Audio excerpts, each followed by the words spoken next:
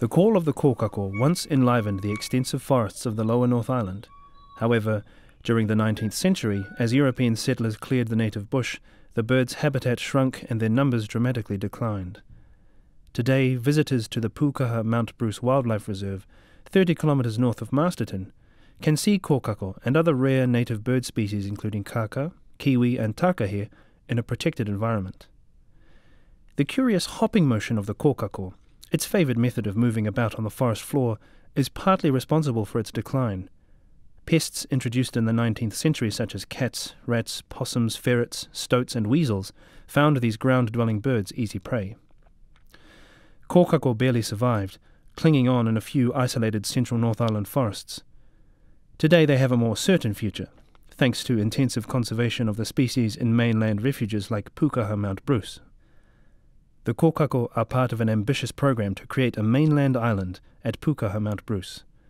Rather than have enclosed predator-proof fences, the reserve has a ring of predator traps. However, predators do occasionally get in. Recently, 12 kiwi were killed by a rogue ferret that took some time to be eliminated. The beautiful Huia was a similar bird to the Kōkako, though darker in colour. The Huia's most distinctive characteristic was its long, curved beak, especially in the female, ideal for probing rotten logs and trees in search of insects. To Maori, the haunting call of the Huia was regarded as the most melodious of all, and inspired many songs. Huia did not often fly, but sprang about on their long legs. Maori valued the Huia's tail feathers, which were worn on special occasions by people of high rank, and stored in carved wooden boxes called wakahuia. The rapid decline of Huia was due to the new predatory mammals that were introduced in the 1890s, as well as bush clearance and hunting. Legislation to stop the birds being hunted was passed in 1892, but it was too late to avoid their extinction. The last unconfirmed sightings of this bird were in the 1920s. Pūkaha Mount Bruce has been remarkably successful in recreating a sense of the extensive forest that existed throughout the lower North Island several hundred years ago. It was so dense that early settlers, faced with the massive task of creating farmland from it, were filled with despair. Much of it was burned off rather than chopped down. When these areas were in full blaze, the rumble of the flames and the vibration of the air was like thunder.